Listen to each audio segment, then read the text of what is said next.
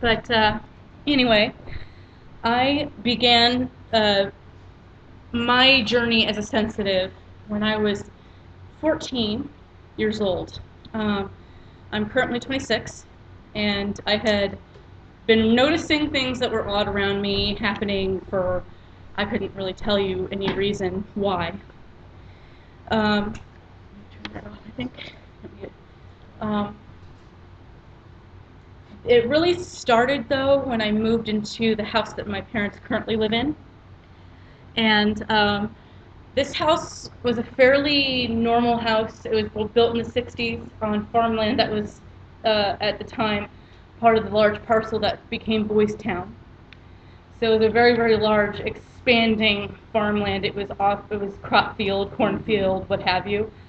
Um, and all I really knew about the property was it had been built in the 60s, inhabited by one family before the family grew out of it, and it was just the parents, and then the mother lived there until she died in hospice of cancer, and the father was there until his family, his kids said, you need to move out, you need to go into a home because you can't live alone. And so he moves out, and then we bought the house. Um, the first night that we slept there, we literally just had our beds and boxes.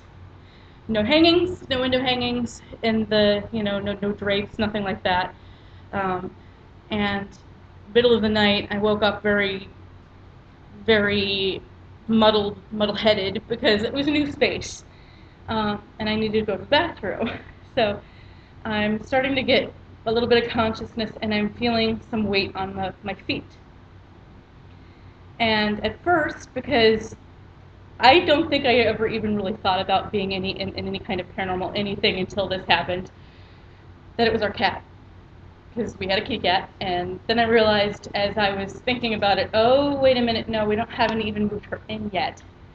And then I thought, because I was thinking rationally at the time, I read in bed, I thought it might have been a book that shifted down that way. So I kind of propped myself up to see if I could retrieve the book and get up.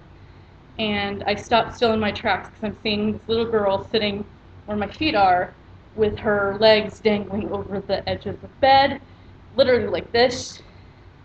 And she's sitting like this. And I could not believe my eyes because, and I can't even tell you exactly how she looked. She had bowl-cut yellow hair, very sunken cheeks, sunken eyes, looked very skinny, looked very hungry.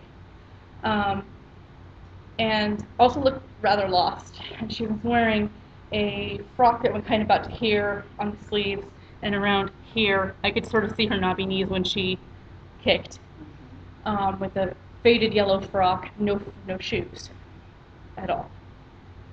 Very sallow, very white looking. And I started, because I don't have siblings. I don't have siblings. And I could not think of a way that a child that was that young could have gotten into a home locked up. So I got up, and she scooted off the bed, and I immediately felt the pressure off my feet and skipped out the door. And the crazy thing is the door was closed, because I always close the door at night, always.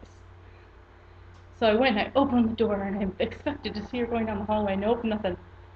Searched the house. I was shaking. Didn't wake my parents up because we'd had things like this happening with me before.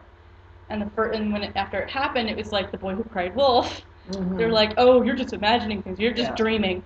Because it would always happen at night. It would always happen. It almost felt like when I was started out of REM sleep. But I saw her many, many times over the next several years. I saw her, and I saw a young boy, older than her, walking around sometimes. And I once saw an older man, as in maybe about my dad's age, in a jeans overalls and a long flannel shirt, looked like, with dark stains on it, and it almost looked like blood to me. But what I also saw was an elder lady walking around the living room, and considering the living room had been where the old lady had passed away in hospice, as soon as my thoughts turned to the more paranormal things, that's what I rationalized that it was. It was just her walking around, and I never really saw much of her, but I saw that little girl over and over and over and over, over and over and over. And finally, I think what really catalyzed me to actually start researching it and really getting into figuring out my own head, because I thought I was nuts, um, was that I was actually on Yahoo Chat. If you were ever on Yahoo Chat, there was a feature where you could turn your webcam on and be chatting with them vocally, face to face. So I had a few people who were watching me, and I'm moving around the house, and they saw the same man I saw, described him to a T. I had not said a thing about it. I was embarrassed about it. I was like, I don't want people thinking I'm crazy. So of course I never said anything about it. So that made me, I said, I've got to find out what happened. Because if this is paranormal, if this is really something that I am seeing and it's not mental illness, because I'd already been cleared by someone for not having mental illness, at least not schizophrenia. I do have bipolar disorder, but it's a very different thing, because bipolar disorder affects your moods and only your moods. It is a chemical imbalance for emotion. Schizophrenia, however, is auditory hallucinations mainly, and mainly negative ones, pardon me. Yeah, Allie's not safe, just crazy. Thank you very much, Mike. I'll fit right in. I love you too, man. You're welcome. But in any case, I finally started my research, and this is where it also got my, I really do like to research things. And now I have a lot more resources to do this. But I started by doing an online search and found exactly what I had said, that it was farmland before this neighborhood was built in the 60s. And I found nothing else, no other records on anything that might have happened here, or if there were any buildings, or if there was any death, or at all. I couldn't figure it out. And after that one, I had to go home, because I'd been at the library all day, went home for dinner. And that night I heard an infant crying. It sounded like a young baby. I really couldn't tell, because at the time I did not have enough experience with babies to tell you. But now in hindsight, I think it must have been a 2 to 3 or toddler age child crying. And so I went back the next day, and I found, in a miracle of miracles pile of microfiche, a old newspaper from the late 20s, and Depression era newspaper. And before I even saw the headline, before I even read the print, I saw the picture. And I screamed, actually, in the middle of the library. I screamed, because here is the man I saw. Here is the little girl I saw. The older boy I saw. Didn't really recognize the woman. There was a mother in there as well. But it had said in the caption that it was a family of 3. That apparently in the Depression era, when there were so many people who lost their homes, lost their jobs, lost their income, lost everything, they were building little shacks, little tents, lean-tos, shanties, whatever you want to call them, in that general area. And apparently they were everywhere. And the people who owned the farmland were generous enough to let them be there. And the family that was there was a 5-person family: father, mother, 10-year-old boy, 6-year-old girl, 3-year-old boy.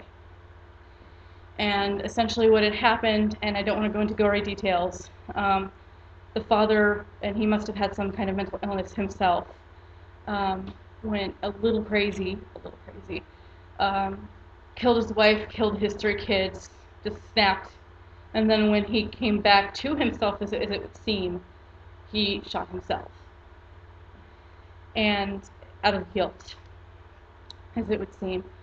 So with having that knowledge,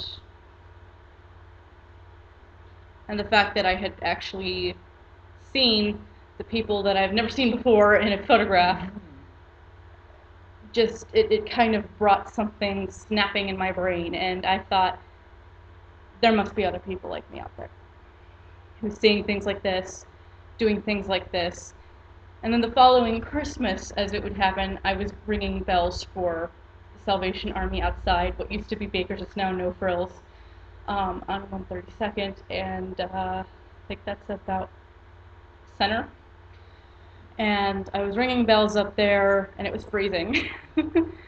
And I see this old lady come hobbling on her cane. She had another lady who was also a little bit older as well next to her, and she's walking past me, and she suddenly stops. She looks at me. She comes closer to me, like, I mean closer, like this, you know, and she says, "Oh, they're all around you, and I know they scare you, but you got a gift, and you got to use it." And then she said, "We're going to meet again." And then she walks in the store, and I didn't see her come out because I had to leave. But as luck would have it, 3 weeks later, I did see her again in a public place. And this lady was 80, 88, 89 years old, and just super talented, super sensitive, clairvoyant. She could tell you a million things about yourself without you ever having to say a thing. And if it hadn't been for her and her educating me, I think I would still be a lost person because I was very, very lost. It was a very, very scary time for me. You're 14, you're 15, 16 years old, you're in high school, Yeah. you're already having to juggle PE and all the other crap that you don't want to deal with, and you're having what you think are hallucinations. Scary. And so that kind of inspired me to want to do something about it, and that's around the time that a friend and I formed a high school team, and I went to Westside High, so it was a kind of a very accepting school. And so we did that for a good long time. It's where I picked up my case management skills I'm a case manager with OPR now. I was able to practice a lot of my sensitivity issues and kind of get to know myself.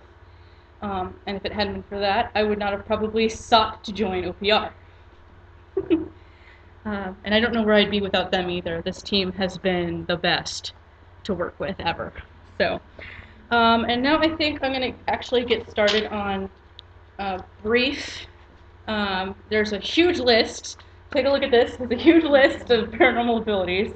I'm just going to touch on them a little bit, and then we're going to talk about the more important things to remember. I'm going to start with apportation, which is the materialization, disappearance, and teleportation of objects. And this also has a little bit to do with psychometry, which is basically telekinesis. If a person is initiating this, they're able to take like a book with their mind and put it from one place to another. Are you going behind me? I don't need this anymore. Why is this on? Turn it off.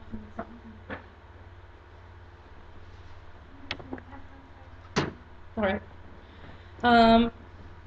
Aura reading is perception of energy fields surrounding people or places or things, and an aura, if you don't know, is just literally an energy field portraying anything from personality to sickness.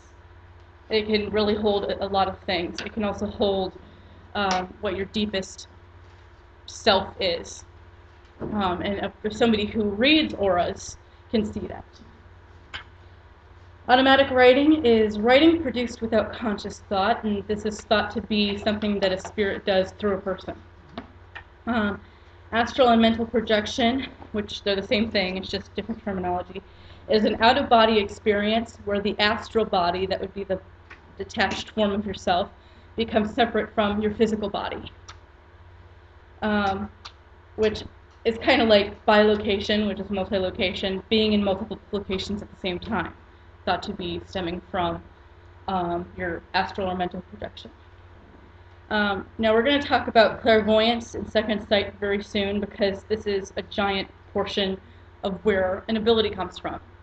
But clairvoyance is perception outside of known human senses. And a death warning is a vision of a living person prior to their deaths, which means you're seeing them, they're far from you, but you're seeing them in front of you right before they actually pass. Most likely happens when the person is in a coma or unresponsive somehow. Divination is gaining insight into situations using ritual. This would be things like dowsing, pendulum using, like that. tarot cards, oracle cards, all kinds of cards, cards everywhere. Um, Dowsing is the ability to locate objects, usually done by forks. Faith healing is diagnosing and curing disease using religious devotion. Now, this is something that actually came from spiritualism, so it's not something that you actually see in the paranormal field as a go-to term, because it is the same thing with psychic surgery, which I'll discuss in a bit. Very much localized to spiritualism. Mediumship is communicating with spirits, and we'll go over that as well. Precognition is perception of events before they happen. And then you have retrocognition, which is the perception of past events. And those two things are very much hinging psychic ability. Psychic surgery is the removal of a diseased body tissue via an incision that heals immediately afterwards. I don't know too much about this because the only place I was able to find any explanation of this is actually on Wikipedia. I feel like nobody wants to talk about this, and I'm a little more curious about it than I really should be. It sounds a little morbid. Weird. Psychokinesis or telekinesis are the same thing as well. Is the manipulation of matter or energy by the power of mind or thought. Psychometry is obtaining information about a person or object. It's like remote viewing, and it's often controlled by either you have something with which to channel that, which can be automatic writing, or you are just seeing it through your second sight. Also, at the psychic surgery, I saw a show on it. You have to be careful because there are a lot of people that will fake it. I know. Yeah, I know. This is literally just a summation. Pyrokinesis is the manipulation of fire. Not something I've heard much about myself either. Remote viewing is gathering of information at a distance. Scrying, which is something I've done a couple of times, it's very difficult because it takes concentration and practice, and a lot of times it is also a talent that is, born within you. So you don't really have to draw much on concentration or practice because you have it as an innate talent. It is the use of an item, which would be usually either a bowl of water, maybe fire, a candle, a pendulum, whatever, to view events at a distance or in the future. So it's basically like psychic spying. It's like how I usually will summarize that. Telepathy is the transfer of thoughts. Transvection is basically body levitation or flying. And then there's empathy, which is another one that I talk about a lot because it's something that I have, is a transfer of emotions, psychic transfer of emotions. My next part, I wanted to kind of discuss the clairs, and I say the clairs the way I do because you've heard me say clairvoyance. There are 1, 2, 3, 4, 5, 6, 7, 8 clairs, at least now. The last time I did any kind of talk about this, there were 6. They're always finding out new things and putting new names to things. How many are there? How many are there? 8. 8. There were 6 the last time we did this. I know. What's the new one? Now, these, just as a foundation, they're the basic psychic traits that build up to a full ability, like being psychic or being a medium. Each one has its own individual characteristics and what I like to call side effects. Because they all have things that you're like, I don't want to be dealing with this, but I'm dealing with it anyway because I can't help it. Clair in each term denotes a clarity of an extra sense. Now, firstly, we have clairsentience. And clairsentience is the ability to obtain knowledge by feeling or touching objects or people, like touching this table and I'm getting something from it. It's a trait of remote viewing, and it's often a massive burden because the people with clairsentience cannot control it. And they're constantly subjected to the images of sounds transferred through psychic touch. A good example of that is in one of Anne Rice's books about the witches that she's got, they coincide with the vampire novels. She had a character who had a near-death experience. He almost drowned, and when he came back, or back from the dead, he had the ability in his hands to touch something and gain knowledge from it. And he was so burdened with this that he chose to wear gloves 24/7. Could you think of doing that? I couldn't think about doing that. Well, you know, There are people who have the ability to channel that as by way of controlling it and only using it when they think they need it. But that's rare because it's a wild card, a talent, and often you have a better chance of controlling one if you have some of the others, because you can focus on some of the others as well as that one. It's a little odd, but I have that personal experience of it. Then there's clairsentience. We got clairsentience and clairsentience, which is the ability to obtain knowledge by sensing the environment. It's something that you sense it around you. This one is entirely uncontrollable. I don't care what else you have. And it's a really rare trait, but it's often present in psychic mediums. And there's a difference between psychic mediums and psychic-mediums, which I'll explain soon. Then you have clairaudience, that's your hearing. It's the ability to hear what those without the trait can't readily hear. Trait is often mistaken for schizophrenia, as it is a fully audial phenomena. It's all what you're hearing, but it can be seen as a natural trait by specific tests. Mainly because schizophrenia as a mental illness, the audio phenomenon you're having is not, it's not positive at all. It's voices telling you to kill yourself, you're worthless. Almost every single case, it's all negativity. With clairaudience, you have just voices, and it doesn't matter. It's not usually that negative at all. It might be self-negative by way of, the spirit who's talking to you is saying that he was a bad person. But for the most part, it's usually you're just hearing the voice or leftover trace of voice from somebody who's gone before you. Sorry, this is a long one. Clairalience this is one of the two of the weirdest ones I've ever heard of in my life. And this is another one that was new to me the last time we did a seminar. It's the ability to obtain knowledge by odor. You're smelling something and it triggers. It basically works by transferring imagery triggered by a scent in the memory of a spirit nearby, usually. Either that, or if it's paired with empathy, which is emotional transfer, and it usually works better with the living than the dead. In my case, it's the other way around, but you're sensing things from people around you, and the odor will trigger something from one of your compadres around you. This trait's not often talked about because it's a rather bizarre one. It's like the first time I ever heard of it was thanks to Wikipedia, and then I had to do some research, and there wasn't a whole lot of information. Claircognizance is the ability to just know something. It's just there.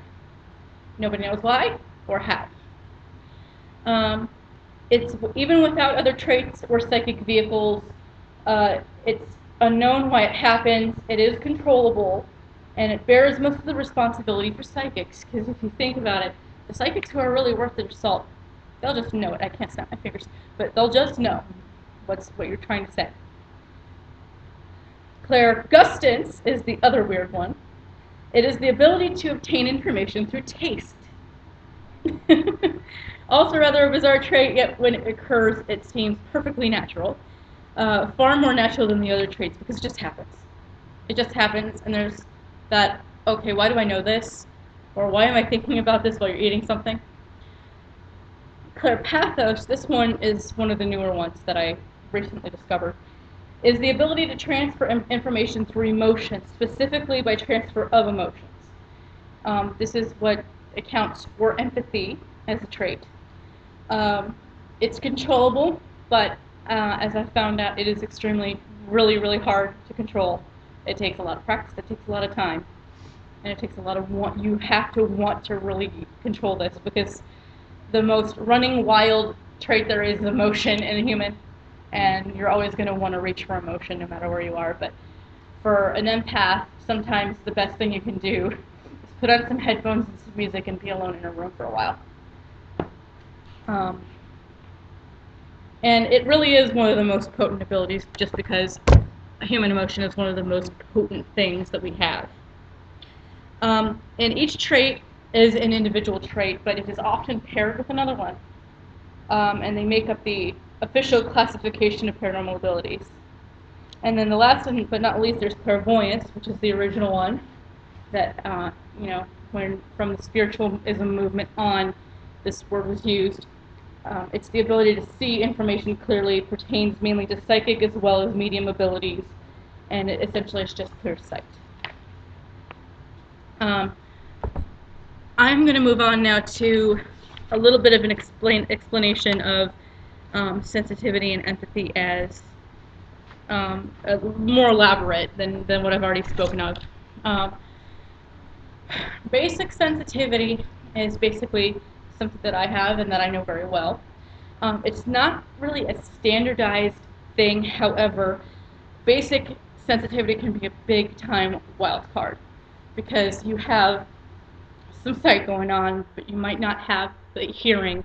You might have the hearing, but not the sight. You might have this, and you might not have that. It's hard to really quantify, because every sensitive is different. Every sensitive has a different level of ability, either naturally or practiced. It just depends on how much you've really recognized it and decided to control it or decided to practice with it. Often enough, sensitivity is literally just sensitivity.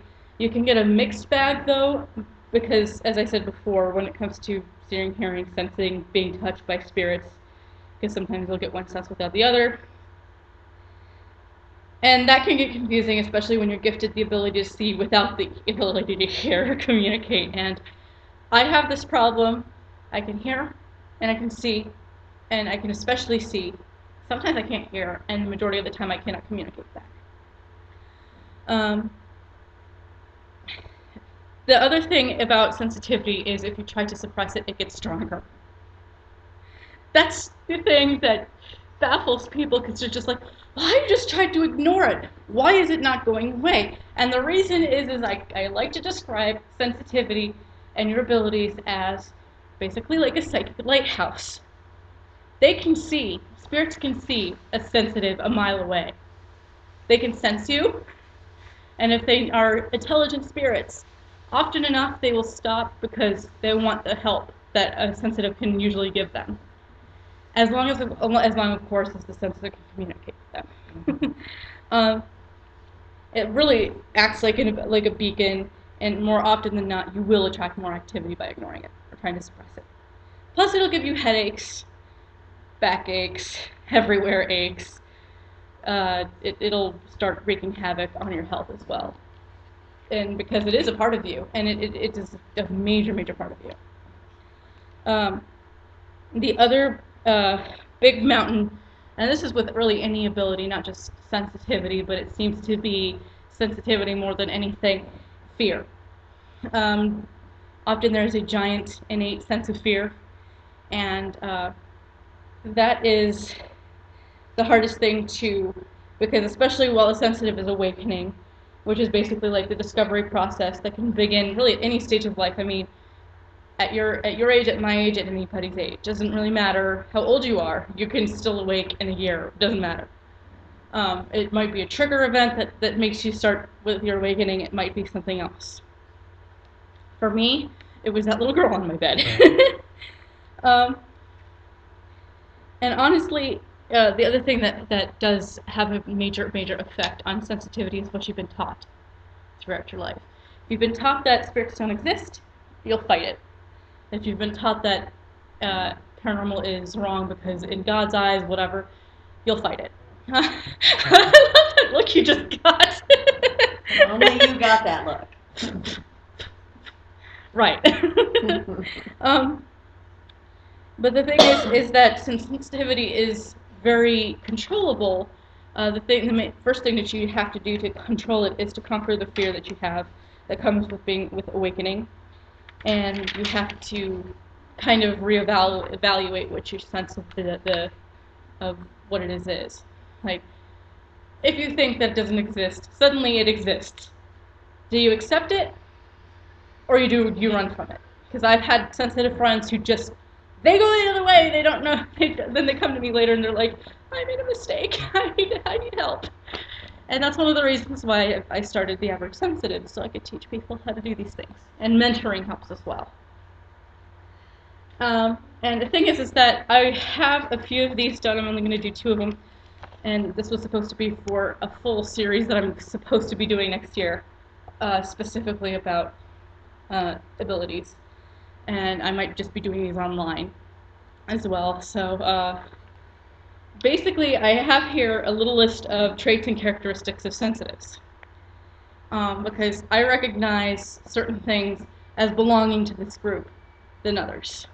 And I also see that a lot of these are very, very similar to what other people are experiencing. With basic sensitivity, you usually have the presence of one or more of the clear traits, usually clairvoyance, clairaudience, clairsentience, or clairsentinence. Claircognizance is a little more hard to come by in a sensitive because they're battling with all the other stuff that they've got going on. Another trait is early realization of something different. It's basically, you have this obvious self-knowledge of an out-of-place trait. You just don't know what it is yet. They're often quiet or soft-spoken, and those who know me best are like, you're not quiet or soft-spoken, you're the loudest person I know, and I can be. But when I'm at home with my family, or I'm alone, or I'm in a crowded place by myself, I don't talk much. I'm very quiet. Don't talk a lot. There is the ability to quickly see traits of similar people. For some reason, you're talking to someone and there's this little snapping that occurs between the two of you. Oh my gosh, this person is sensitive, or oh my gosh, this person is this, or this person is that. Because it's very easy when you're recognizing it that you can recognize it in other people. There's the inability to lie convincingly. I can't lie to save my life, even if it was just a little white lie, because you're seeing the truth. You're mostly seeing the truth in a lot of things that you do, so it's very difficult to tell a lie. The truth is your best friend when you're sensitive, and empathic as well. There's a need to calm your brain prior to sleep. Like, I cannot go to sleep without reading a couple chapters of a book. There's some people who can't sleep without music. Some people who can't sleep without TV or radio being on the whole time that they're going to sleep. It's usually, this person would usually be diagnosed with depression, bipolar disorder, schizophrenia, or another mood or hallucinatory disorder, because people do not seem to realize that there are certain classifications of schizophrenia and bipolar disorder has nothing to do with hallucinations. We'll realize that medication, and this happened to me a million times, either does not work or makes a bigger hole in your life by it's blocking your natural traits. And when you block your natural traits, there's something very wrong. And you know it, and you can acknowledge it, and you know what it is. But when you're on a medication, at that point, it's catatonia, at least spiritually. Then you seem to understand the term alone in a crowd for far better than others. Alone in a crowd, which basically is the idea that, yeah, you're in a crowd of people, you're really not physically alone, but because you are so different and because there is so much else going on with you, you feel like you're completely alone. Totally isolated. It's like being on an island when you're really not. Caffeine. This is me as well. It often soothes and evens out your abilities and emotions. Which is weird, because usually it would make a person hyper.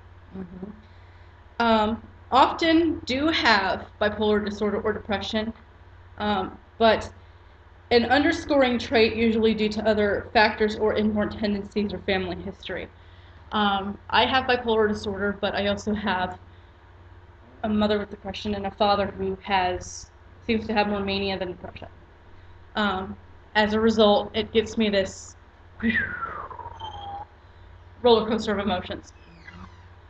However, I have a person who has told me that they think that it's because of my empathy, which is my next little segue here. Now, with clairpathos and empathy, which I'm equating them now because one is responsible for the other. Excuse me, burping. Now, dealing with human emotion, we all know it's really not that easy to deal with in the first place, to begin with. But when you are involuntarily inundated with emotions transferred to you from other people, animals, and spirits, dealing with emotion can often be quite a burden. Empathy is extremely difficult. It's an ability quite a few people wish they didn't have. It does seem like a burden to a lot of people. Like, I don't really want to have my issues as well as other people's issues all over the inside of me. This ability is easier to control and tolerate with time and acceptance. You don't accept it, you don't gain any control. You don't. It's like with everything else. It's like I teach my mentees. I have an 8-year-old mentee, and I have an older mentee. It's like I tell them, you need to be able to accept that you have it in order to control it. Otherwise, how can you control what you're not thinking is real? Let's see. Granted, I mean, it doesn't feel good when you're angry or sad for no reason that you can gauge from your current, what's actually happening in your life. You could be in the middle of a wedding and you're happy for this person, and you suddenly are just depressed, and it could just be somebody very, very nearby you when you're empathic. The ways to block it off in order to go about a normal day, it also varies on who you are as a person. For me, what works are usually music, meditation, focus on other things, being with certain people that center me. And people that center me, I'm with a bunch of them now. You know, my boyfriend is one of those people as well. Let's see. Empathy is often, very, very often, paired with the ability to hear and see spirits. And so we call that sensitive empathy. That's essentially what I am. I'm a sensitive empath. A lot of empaths are diagnosed with bipolar disorder, depression, manic depressive disorder, and other mood or brain disorders that affect your emotional perception.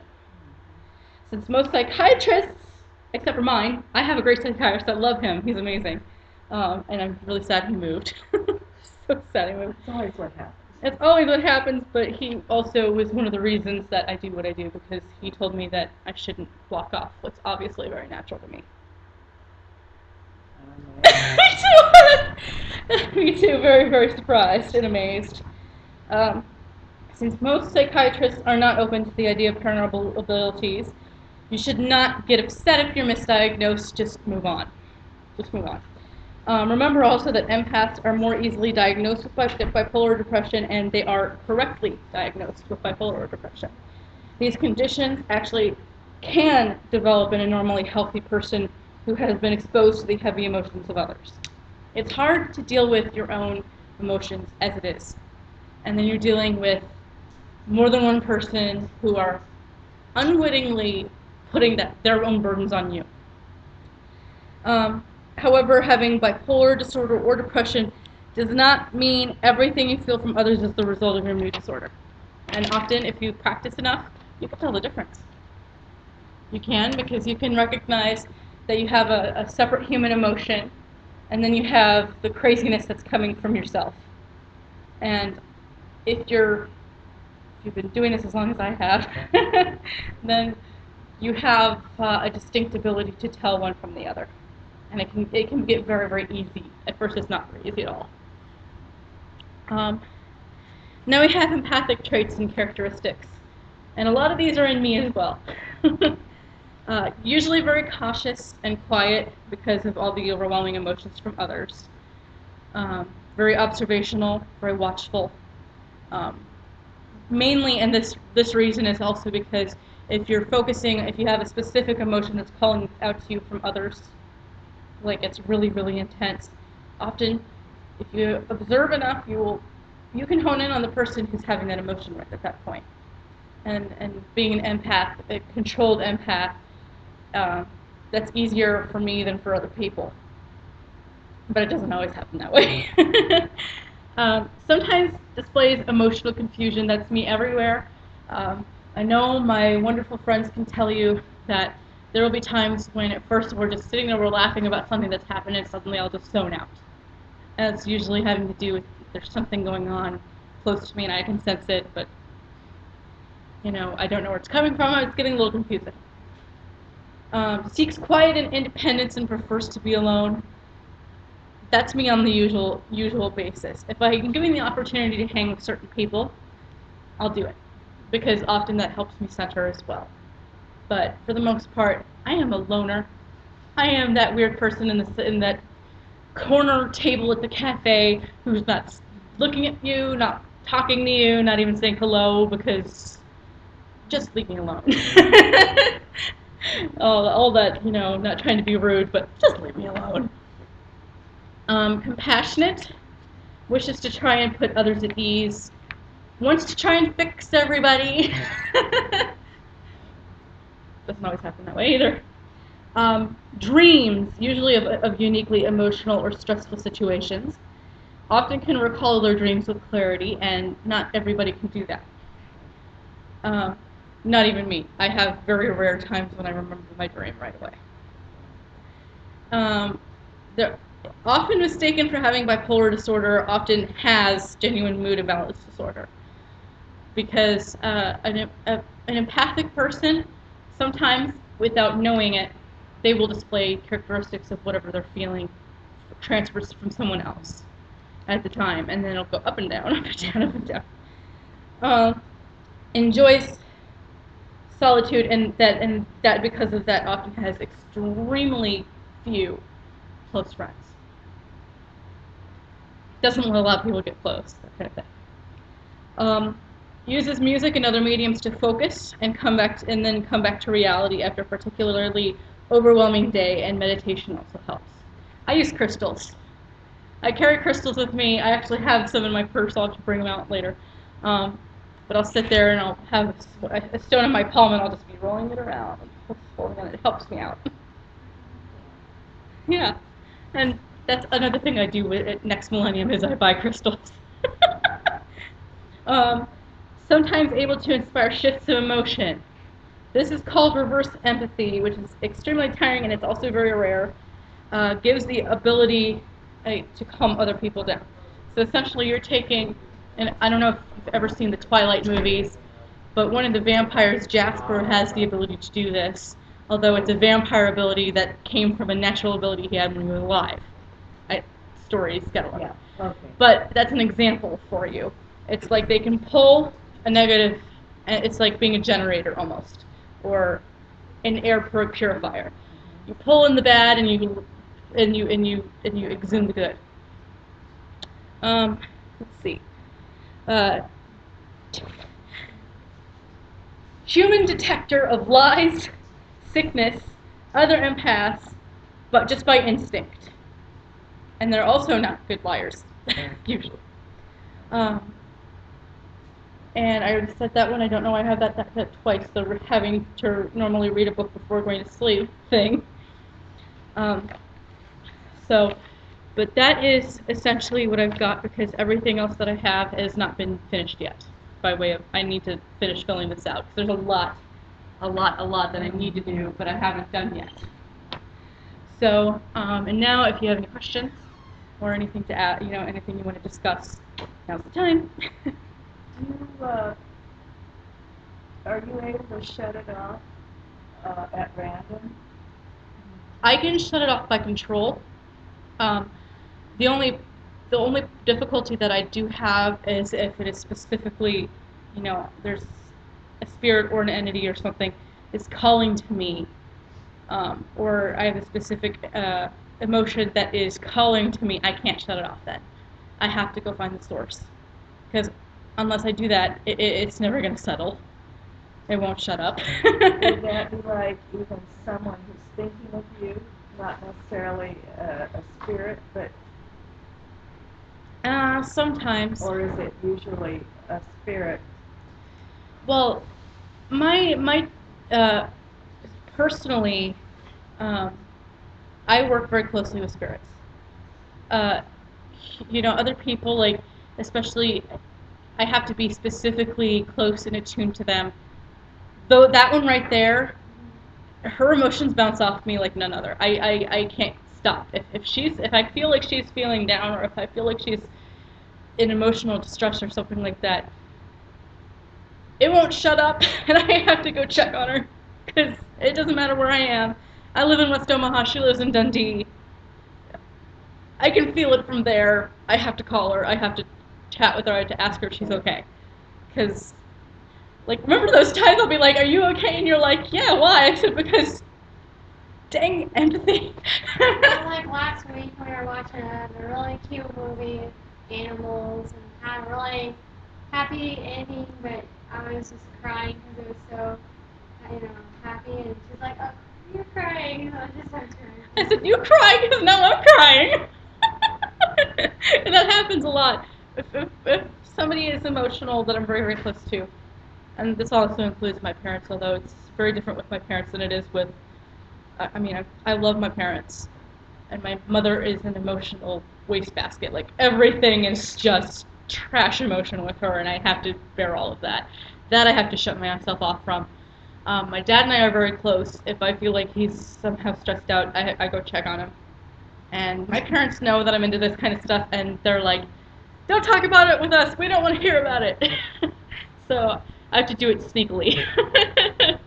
um, but with certain people, I do this with my boyfriend Jay. I do this with Maggie. I sometimes do it with you guys, even though I'm not, you know, often close enough to attune that. And my adopted sister Jade, we have, this connection that something's going on. I got to be right there to figure it out. So is it usually people that are familiar to you then? Um, Personally, yes. There are empaths who, it doesn't matter if they're close with a certain person, they could be a complete stranger and it'll jump out at them. And that's happened to me before, but not as often. And I think it's also because I have tried to attune that way. I have to tune myself into that kind of thing that, I want to be there specifically for a certain person because I'm very, very close with them. Um, with strangers, you think about it for a minute. You're on a bus, and somebody comes up to you and goes, "Are you all right?" What are you going to say? Yeah. You're going to be like, "Oh, you're a weird person. You're a psycho." And I've gotten that before. I've gotten that before. You're psychotic. And I'm like, "No, I'm just Oh my empathic." gosh. Um, so, yeah, but I think it varies. Every trait, every gift is extremely varied with each person. Certain people will have the ability to look in a crowd and pick the person who's having a panic attack or a stress issue or this issue or that issue, or is I have an empathic friend. We were hanging out at the mall once. She stopped in her tracks and she says, "Allie, can you feel that?" And I said, "No, what is it?" Because I really wasn't focusing on anything emotional. And she said, "Well, I'm feeling it and I don't like what I'm feeling." And I said, "Well, what are you feeling? Tell me what you're feeling so I can." And she looks around and she goes, "Her, right there." And she's pointing to a maybe 30s woman, very typical, looks like almost like a soccer mom. There's abuse going on in her house. She's the focus of abuse. And how she could, I've never had that happen before. But to have somebody who could pick that out of a crowd is just, whoa. Yeah. And often the reason that I can't or won't do that is because I've decided to turn it off. Because I'm like, done, can't handle this. I'll wear hematite ring like she's got on her too over there, which can help you balance out their pathos. And